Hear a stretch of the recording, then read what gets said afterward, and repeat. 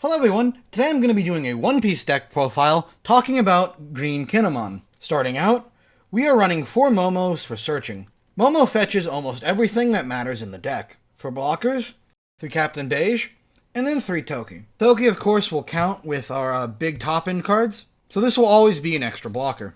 We also got Killer, Killer being another blocker. Of course that puts us around 11 low-cost blockers. Now, here's something that is a bit of an unfortunate thing in my deck list. I want to run 3 Tony Chopper, as he's really good, and unlike Scratchman Apu, he actually does something, while still providing the counter value you really want. I had a lot of trouble finding singles from set 2 of One Piece, and it's kind of what it is. So we have this kind of scuff ratio here.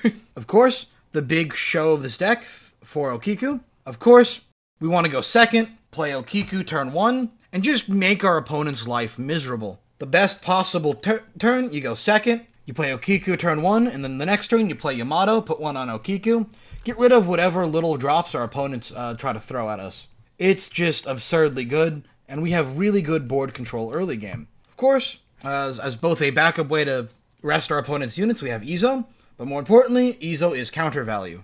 Another unit that's on the verge of being cut, Raizo. Raizo is a very simple win more card. Once Raizo goes for a few turns, he really does secure game wins. He's a bit rough, but he does serve a purpose, at least in this build as it is right now. Plus, we can also play him cheaply with Kinemon too. Yamato, absurdly powerful card here. Counts as 1 for Kazuki Toki. Rest something 6 or less. It's just absurdly good. It gives so much pressure, and it's just amazing. For the red matchup, we have 2 X-Drake. If our opponent gets a little too confident, slap down an X-Drake, hit whatever they try to throw at us. Of course, 2 Yamato.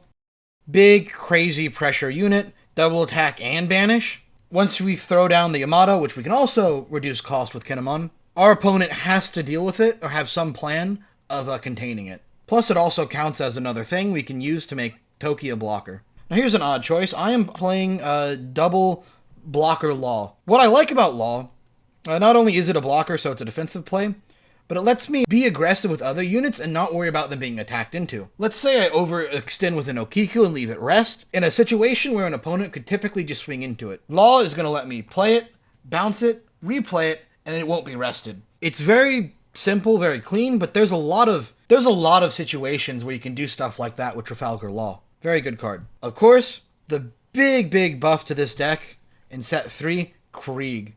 Krieg really does just come down as a better version of X-Drake in most situations. By being able to hit 2 units, he becomes our best solution to decks like Red. Of course, every Red player is going to know you can do this and play around it, but that's fine.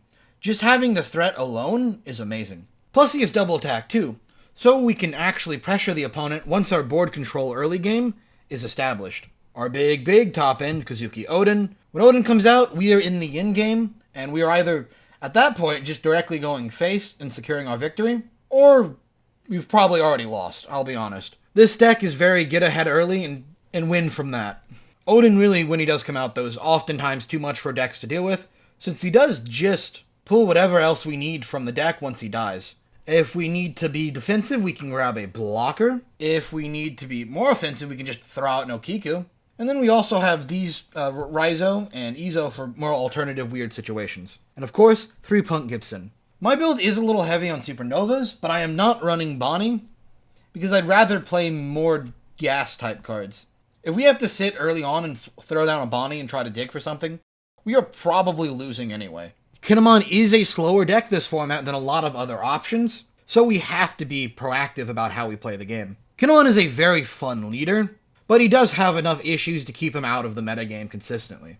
I will say, this is technically a tournament ranking list. I played in a team tournament with this list, and Kinemon goes from being almost unplayable to being like an unstoppable juggernaut in team events. You can do things like fully commit hand, make up for an opponent's lack of early game options, and have cards like Trafalgar Law and Raizo be really good in a team event. It is a really fun deck that I recommend you try. It's not too expensive anymore, because even the only expensive card in this list, I think, is Law and maybe Yamato, but you don't need Law.